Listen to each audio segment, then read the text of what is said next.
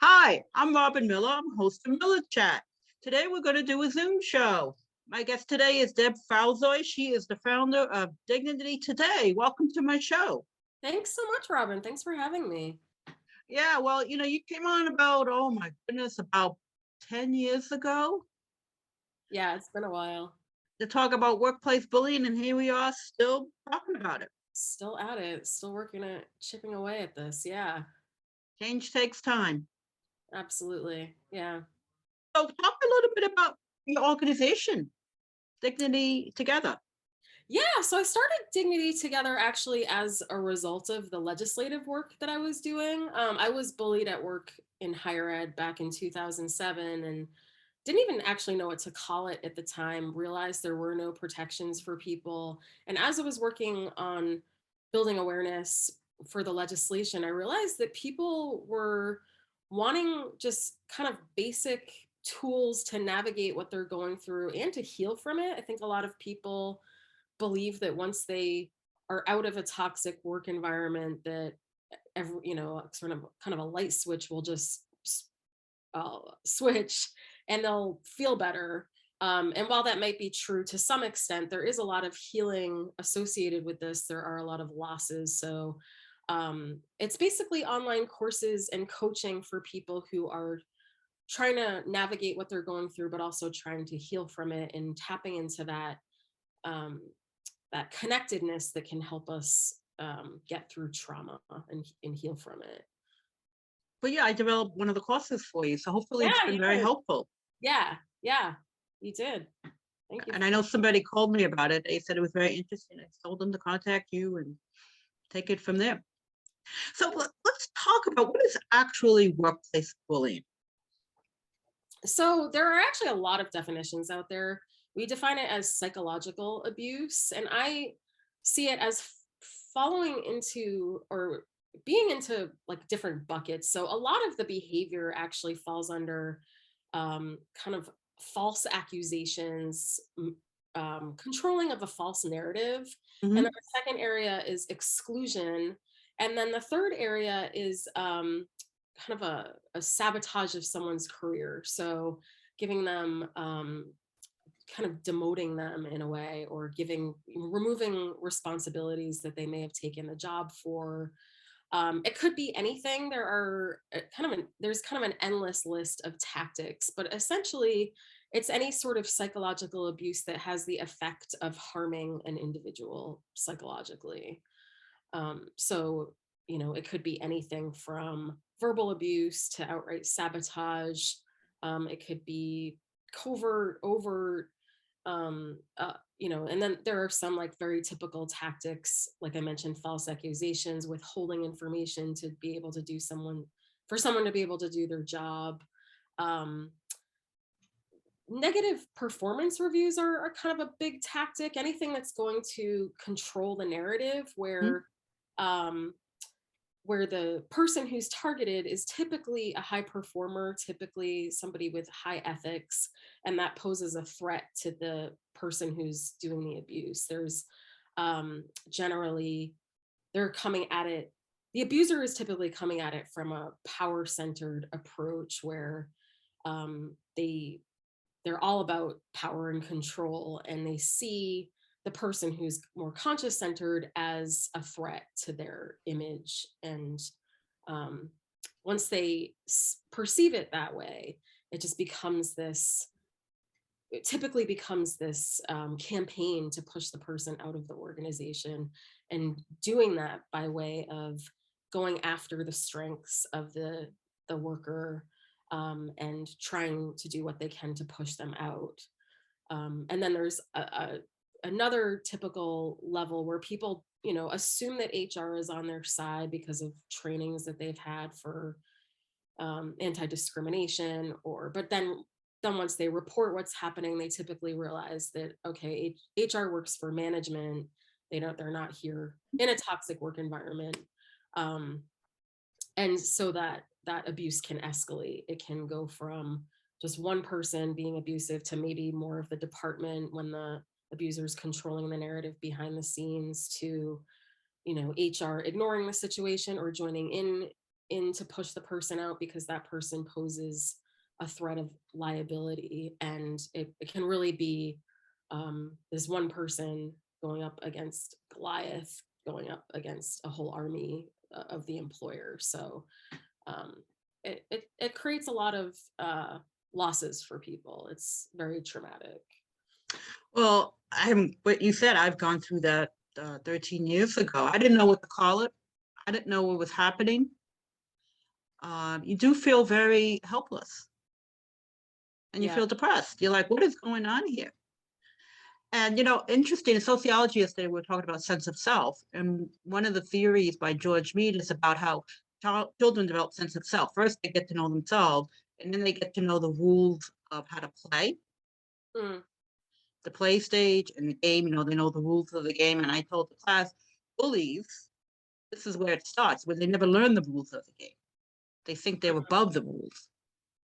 And then it goes into the workplace where they feel they're above the rules. Yeah. They never learned the rules of the game, how to play fair. Yeah. The research says too that it can be a way to cope with shame, with not having that not having like the unconditional support and using it as a coping mechanism for the shame that they keep experiencing. So. Yeah, and that starts from childhood. Now, talk a little bit about mobbing a little bit more. What does that look like? A lot of this is really hard to pinpoint because a lot of it's happening behind the scenes. So, you may think that you may start to feel excluded. You may think that people are talking about you behind your back, but you don't know what they're saying because it's all behind closed doors. So mobbing, by some definitions, is simply that of like the group bullying aspect of it. But what we're calling it, as it pertains to the legislation that we're proposing, is when and actually a couple of researchers, Maureen Duffy and Len Sperry, in their book Overcoming Mobbing, talk about it in terms of that reporting to HR and the actual employer being complicit in, at a minimum, being complicit in the bullying, and that transformation, I guess, of the bullying from one person to one person, or a group of people to one person, becomes like that army. Another layer of betrayal too, because it's one thing for one person to feel like, okay, I have this one bad boss or coworker, because it could be a coworker too. But when you see it as the whole employer, and then on top of it, our whole society, our government, our state legislatures not seeing this as enough of a problem to actually make it illegal in some way, then there's these added layers of betrayal that happen. So mobbing, as we call it, is really that employer bullying level, where they're either ignoring the situation or actually joining in and retaliating against the person because they're seeing the employee, the target of the bullying, as a threat instead of the actual bully. It's amazing. After I had the mobbing too, it happens so fast. It's like a wildfire. Yeah, I mean, it's luckily we're seeing it more and more in the news, but I think it's open. bullying happened around the, it sounds like around the same time as yours. And I mean, just, trying to find something online was it was nearly non-existent. So yeah, I didn't know what to call it. I mean, finally found something, but the fact that this workplace bullying or workplace abuse is not a household term yet, it makes it harder for people to identify what they're going through and being able to detach from it sooner, and realizing that they aren't the problem. In fact, their high performance and their high ethics are typically what's bringing this on. So yeah, it is a lot of typically what happens is people don't realize it's happening till it's gotten pretty far into it, and their choices are a bit more limited in some ways. Yeah, it happened to me. I noticed I started to hear more about it anecdotally. It's amazing how, if you've gone through it, somehow that sensitivity opens up where you can relate and empathize with people who've been through it. Yeah, yeah, yeah. It's I keep hearing from targets that this like big sense of relief when they like Mhm. even Yeah. hear this is a thing, and then they understand or read about the playbook, and it Mm. just seems like there's this huge weight off their shoulders. Like it's not them; it's an actual phenomenon that happens when people in power misuse their power, and it can be such a situation where we internalize it, especially with gaslighting, when our perceptions and our sanity get questioned. It's so easy to be convinced that we are the problem because Yes. that's what we're being told by authority. But when we realize that that's part of the playbook, we can help. It can help, detach from some of the toxicity of the abuse. Well, I know they have the Me Too. I call it the silent no more hashtag. And so what are advocates doing about this, trying to stop workplace bullying? What are you guys working on? What's being done? So I've worked on various bills over the years, and we've actually just recently drafted. It's like less than a month old, and kind of putting the final touches on it. And it's always going to be a work in progress, but we've drafted a bill called the Workplace Psychological Safety Act that builds on some of the work that was done. The first bill that I worked on really focused all of them at a very basic level. Uh, Provide targets with some sort of legal recourse for what they're going through. So right now, unless you can prove that what you're going through is actual discrimination, and the courts actually look at discriminatory intent, which is really hard to prove, there's really not much that can be done. There's the laws that are out there are not really well suited for this issue. There's intentional infliction of emotional distress, where there's like a very high threshold. There is workers' comp, which has its own issues because it's so heavily controlled by the employer. But there's really nothing to there's nothing for people who've been targeted at work that has teeth out there. Um, and the problem with that too is that because discrimination can be so difficult to prove, even with very clear-cut cases, um, part of this is getting at discriminatory behavior, because it's really the behavior that's the problem, the Yes. mistreatment that's the problem. And Yep. women, non-white workers, they are more likely to be abused at work. So this is really has a strong overlap with discrimination. The issue is that anti-discrimination law just hasn't really done much over the last 50 years to disrupt the social hierarchies at work. And there's a whole host of reasons for that, but we're really trying to um, essentially make discrimination law stronger by introducing this bill, by providing more protections for everybody, but especially people who are dealing with discrimination but just can't prove the discriminatory intent. So it would provide people with that legal recourse, and essentially so people would be allowed to sue their employer. They'd be allowed to sue the bully individually also. Good.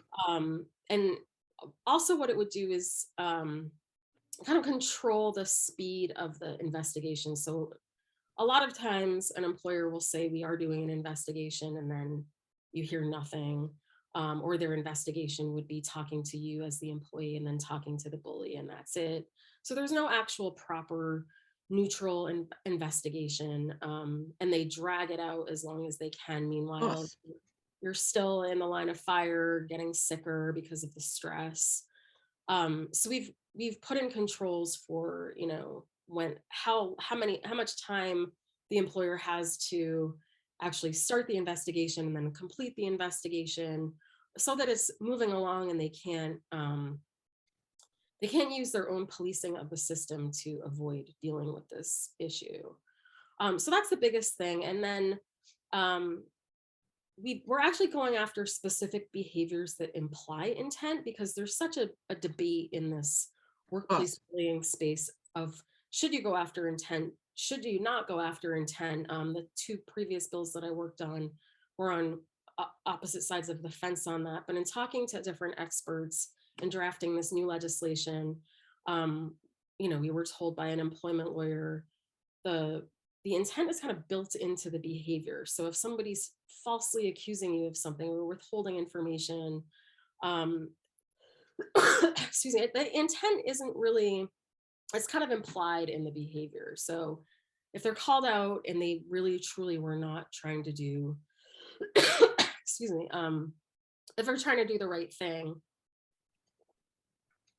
then they will correct the situation. But usually, a lot, I think there's a statistic out there that like over 70% of work environments are deemed toxic. So more often than not, there isn't an interest in correcting the problem. So we're going after the specific behaviors. And then one of the things we thought was missing from previous legislation is that, even with anti-discrimination law, it's a systemic issue and it's an organizational issue, but our law is individualizing it. So easily employers can take a complaint and poke holes in it or vilify the person making the complaint, and then that's it, and nothing changes in the culture.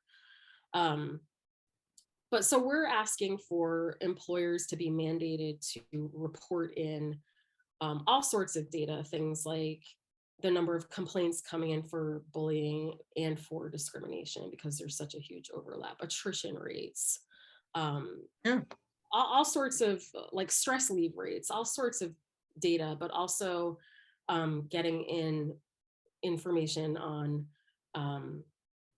like the de-identified wage reporting by race and gender, just to hold employers accountable for actually not, there are all these diversity, equity, and inclusion offices, and I'm sure some of them are effective, but a lot of it is, unless we're actively, trying to address this situation, a lot of this is just kind of talking the talk, not actually walking the talk. So we would like to get that data that would be reported, I believe you said quarterly, to be made public. And there actually is an organization out there that is making some of this information through social media, like Glassdoor reports, like aggregating all of this data and reporting it out. I don't know if that it's been made public yet, but trying to make this sort of collective information public so people can make choices about where they want to work, and require, just like companies are reporting on environmental health, we want employee health, human health, and well-being to be, a serious part of what companies are reporting on. So I think those are the basics of it. It's brand new, but we're trying to introduce it in as many progressive states as possible, knowing that we have limited time and resources, trying to focus on, we're here in Massachusetts, so Massachusetts, Rhode Island. Also, we have some action in California, Oregon, Washington, just really trying to just use this as leverage to help get the word out there and give something for people to take action on. So part of the healing can be taking your voice back. And if it's not a public action, even if it's creating a list behind the scenes, just that taking action can really help people heal that collective action piece. And yeah, just focusing on this narrative that my employer has given does not have to be my narrative, and it will not be my narrative, in taking that power back by taking your voice back. So yeah, we're really excited about what we can do in 2023 with hopefully having some bills to get people behind in a handful of states. So Well, reading the bill, I mean, you're not talking about frivolous cases. They're probably going to have to see their doctor, their counselor. I mean, if somebody's having both mental and physical trauma result of the work environment, what more can they ask for? yeah, we've heard that frivolous case reasoning. I mean, it's an interesting thought, but it's just not happening with anti-discrimination law. People don't want to sue their employers. No, They don't no. want their name publicly associated with Yeah. a lawsuit. So yeah, the frivolous, people will kind of take this as a last resort, Hmm. usually when nothing else has worked and they like just really want to seek justice. It's kind of a whole nother thing of like whether we can really find much justice in the legal system. So we're really looking at this as more of a preventative tool where, we could see from the Me Too movement that sexual harassment law hasn't gotten rid of sexual harassment. I mean, no law has eradicated an issue. But it has moved the needle on what's acceptable in the workplace. And that's really what we're trying to get at, and moving the needle on what's the norm. So yeah, the frivolous lawsuit thing is just not something that we've seen with other issues, with anti-discrimination law, which is the closest thing that we can kind of compare this to. And right now, it's only protected class, the discriminatory law. So people have to understand this is not based on protected class, correct? Yeah, I mean, it will give more, it will kind of strengthen protections for people in protected classes. So, for example, as a woman, I was bullied by a woman, and I couldn't really use anti-discrimination law easily. I mean, it's not something I pursued because I didn't want to go through the re-trauma of a lawsuit. But had the law just focused on the behavior and not, what groups each of us were in, I would have had more protections in what I was going through. And in turn, hopefully the employer would have been more responsive because I had more protections. So Interesting. So what kind of events do you have coming up? Is there anything coming up? yeah, so actually right now with October, it is National Bullying Prevention Month. So we have an event on Saturday, October 22nd, called Lives Lost to Workplace Bullying and Mobbing, where we are honoring the people, or I should say 15 people who have lost their lives as a result of this, whether that's, I think they're all suicide cases that are public.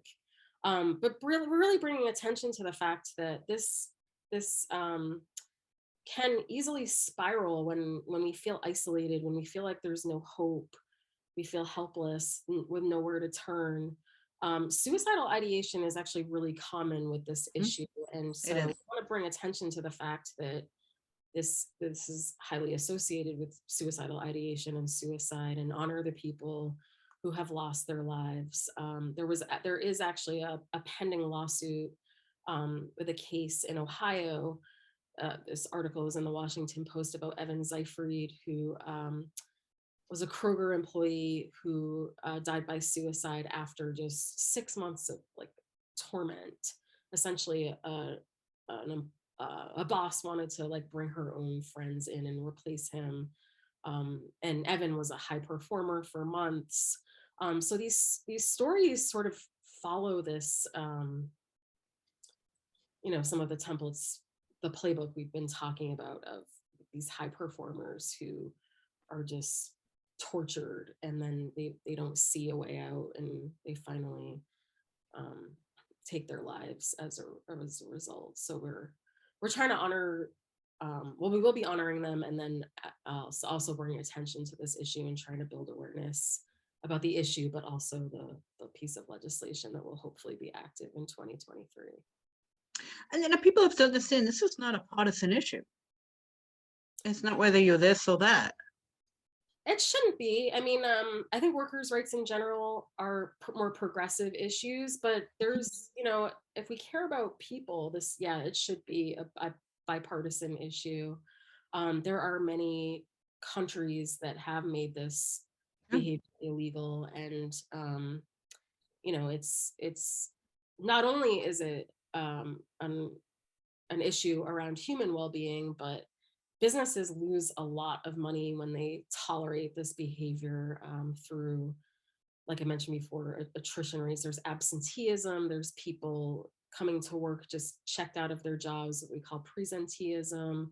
There's lawsuits, workers' comp claim fees, all sorts of costs associated with this, and lost opportunity because people they're not creative and innovative anymore. They're just kind of in survival mode when they go through this. So, when we do present the numbers of the billions of dollars that can get lost by companies collectively tolerating this behavior, I think it speaks to people who also want to look at the economic side of this and the damage that it's doing to us, economically. Well, it's a movement. Yeah. We're trying to make it a national movement. Getting people out in more and more people, giving other, permission to other people to speak up about this. Really trying to make this issue a household term, so people, people can feel at least some sense of relief and get people out of that hopelessness that they might be experiencing. We just hear all the time when people find out about what we're doing, this like sense of relief that that this is a thing and this isn't just them or something that they're doing. This is, abuse is abuse. It's never, there's always a better way to do something than choosing an abusive path. So there's never an excuse for abusive behavior. Well, we have to wrap up. How can people contact you? The best for like 3 different websites. The first is endworkplaceabuse.com, where you can take action actually on any workers' rights issue in your state. For the most part, we've identified like 24 different issues across the country. For this issue specifically, it's workplacepsychologicalsafetyact.org. And then for Dignity Together, the coaching and courses, it's dignitytogether.org. So, or you can just email me directly at info@dignitytogether.org and can point you to the proper place. All right. Well, thank you very much, Deb Falzoi, for coming, the founder of Dignity Today, on my show. Thank you very much for coming. Thank you so much, Robbin. I appreciate it. And this has been another episode of Miller Chat. Good day. Bye-bye.